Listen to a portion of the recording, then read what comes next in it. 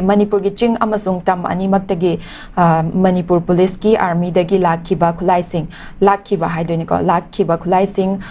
koi gi phagat ba leptri tampaki district manga dagi manipur police amasung central force ki apunba combined force na ngasi ayuk angan bada chathakiba tribe ta nongmai koi gi marfu ga taruka loinana maru chamapan ga humdra mari rom phagat pangam khre ba pau yaure oza duga nakalamorom da churachanpur da kuki terrorist sing fana na ba changlu bada security force Kunja sing na ating ba piduna tanthora kre haba pau sinuja pau shina takpadi khoi gi me ahum lishing ani ga kunhum doi da gi chatharak liba lan asi khoi gi tongan ba khusu khulai sing se phagalak pasinam maram oraga khoi gi lan se loishin ki ba ya ba gi fibam da leibra oza kari wafam phung dopini khulai loi so lan loi roi khulai loi so lan loi abdi nongmai na kapna ba lan na de se koki game ne ba sanai se ko hoi mi sinara ba gi nongmai khara mayam sauna dana police station dei kai dei nomai khara lokhalaga akhoi mayam gi marakta nomai khara leiram be ai have the achumne adu police na dum lokthoi dana ada phaba sigi mathakta phaba gi sigi mathakta akhoina phaba sigi mathakta akhoina thamningi se kai noi ganda ngasai gi akhoi gi keno se political issue masigi lanje loina ba khona ba changi ko politically haraga di kai no haraga ganda aina hoje haijaba party gi manung da lengak sem sine ba ko separate administration gi agenda to nate ko aina je aduna moina lanje hawroni na lang bo khot pa tawuda mogi praja mayam do convince tawna ba wari mayam do convince tawna ba akoi ancestral land kai ma jalaga tawba agenda ni se aina je ajei duni kanoda 2027 gi census taw matam da family tree puthok da adum khangani kana ancestral land no kana kari no edo khangani pai pui matam da kana no edo khangani ko aina sum kam da generation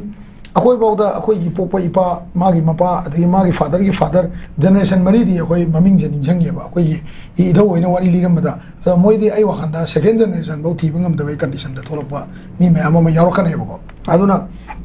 hajigi leiba condition da khulai phaba ga kana landi loi be roi ngasai aina haje baduni moi gi marak da leiba CSO gi leader sing adigi ngasai gi moi gi political leader sing je machiman je men bam changi mina somna kanda yam kanna lanje lan haibdi irang se loishanna ba lambi chappa yana ba normal da hanjalakna ba kanna honari ngai sida masida ngasai gi makoina ngangning mangang ba khana ba hawbai mong da ngang ba adigi usito oidana community masen ngangna ba se masigi potse lehin da bam changi akoi indigenous people masen khandok na ga leiga da pot oi bani na ko adumaina akoi chakthum je chap chana phangmina na ba hona ba ma changi hamse masima thamjage aduga akoina yamna checksana yenga do sina kai noi ganda chochanpur rom dadi kamai to ge ganda lo se ikan kana exercise to ngam da bai condition ne hoi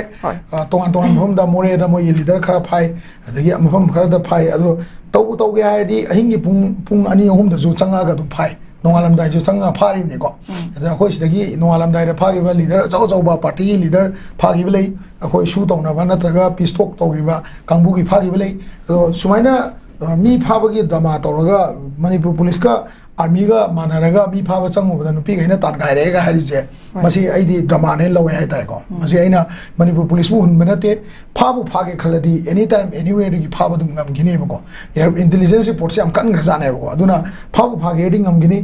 maduda ngai gi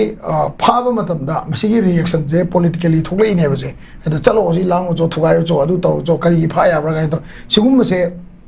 ngai moi gi leiba leader sing do bharat sarkar na wari sha matam da si jing je phar ko matam da noi lang ko noi consequence par roi kholoi maram jana pha bane khot bane ha do moi ne so convince to bi bam chang e ko da tamne haining is na kai noi kan da su gi method gi to ko po ne na hai bani na ho po budi su do review to de moi game jing do movement adom loksalo na khara budi to na ri ko adagi ngarang ai no sing ajik pan da ko ma yaho dre ko ajigi silent out keep ke hujigi ke no se akhoi gi podcast gi manung da mana hai bida moi gi su gi game se manung an jalo na tra cha tho hai je ngai ge UNLF gi game se da lei ba kot ba du da thamba adu su khara han do jin to na ba ga moi hainari ba pot ma na ngai gi ancestral land gi formula se ta na ba hunar pani na ko ngai ke yani akoina